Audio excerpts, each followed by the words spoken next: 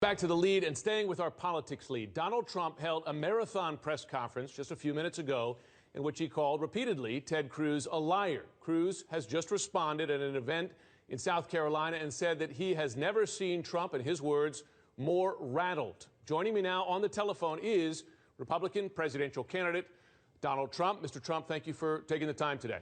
Okay, thank you very much. So we listened here to your press conference, really laying in to Ted Cruz. Now, I just want to ask you this question, because Ted Cruz is not the only Republican candidate or voter to point out your changes on positions that are very close to many Republican voters, abortion rights being one, your past support, for instance, for an assault weapons ban.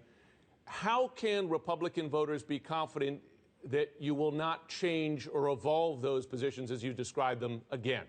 Well, I've had these positions for a long time, and the positions are set, and they've been set for a long time, and he knows what the answer is, and he chooses just not to say it. I mean, and he fully understands that he's lying. And, you know, he's an unstable guy. I've watched him, and I find him to be a very unstable guy. What I do in life is I deal with many, many people. I built a great company, and I understand stability. He's a very unstable person. I think maybe because of, you know, the pressure of the campaign. I don't know exactly what it is, but where he'll take something like Obamacare, where I'm totally and absolutely, you know, going to repeal and replace Obamacare from its inception. And he'll say that I love Obamacare, which is so ridiculous. Anybody that's gone to any of my speeches have said very, you know, pointedly, and they see it, that I will repeal and replace Obamacare. But, so, Mr. Trump, to be fair on the health care issue, I'm just quoting from your 2000 book, and granted this is a number of years ago, and granted politicians change positions, but you said we must have universal health care. Yeah, long before Obamacare, number one, and all I want to do is take care of the people.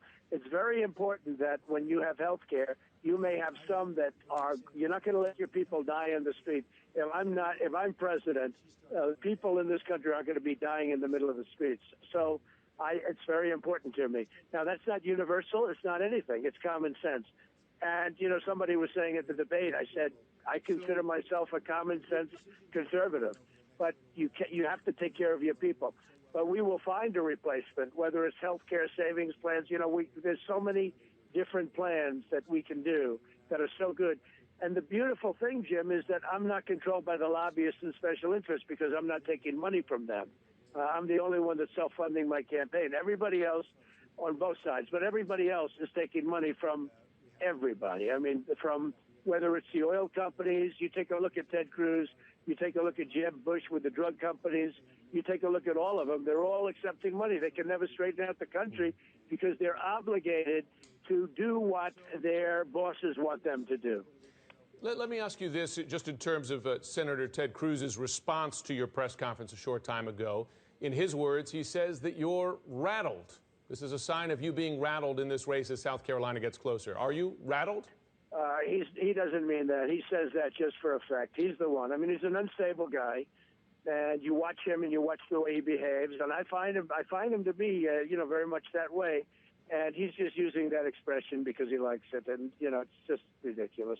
I'm not one that gets rattled, believe me. Well, let me ask you: in South Carolina, we're just a few days away from the vote. This is a test for your candidacy, as it is for a number of the other candidates, a conservative base, an evangelical base. A lot of these issues that Ted Cruz has hit you on are ones, again, very close to voters' hearts there. He says you're concerned about losing. Are you concerned about losing? Yeah, of course. I never want to lose. I want to win. I want to make America great again. Ted Cruz has no clue as to how to make America great again. He has not employed virtually a person in his life. I mean, maybe a secretary.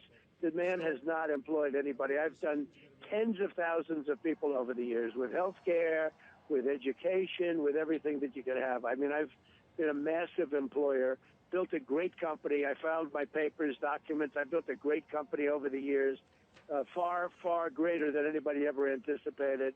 And, you know, a lot of people said, oh, maybe he won't file because maybe the company's not as good. Turned out to be much, much better. And, you know, these are people that will never, ever be able to do the great trade deals that I'll do. We have to make our country rich again in order to make it great again. But guys like Ted Cruz, it's all talk, it's no action. I have to ask you, as the rhetoric between you and Mr. Cruz and others reaches this sort of vitriolic pitch, I wonder if you're concerned at all that that will hurt you or whoever the Republican candidate is in the general election in the fall. It probably will to a certain extent, but I think we'll get over it, whoever it is. I think you get over it and you go and you have to fight Hillary probably, or whoever it might be. Maybe it's Bernie. I can't believe how poorly Hillary's doing.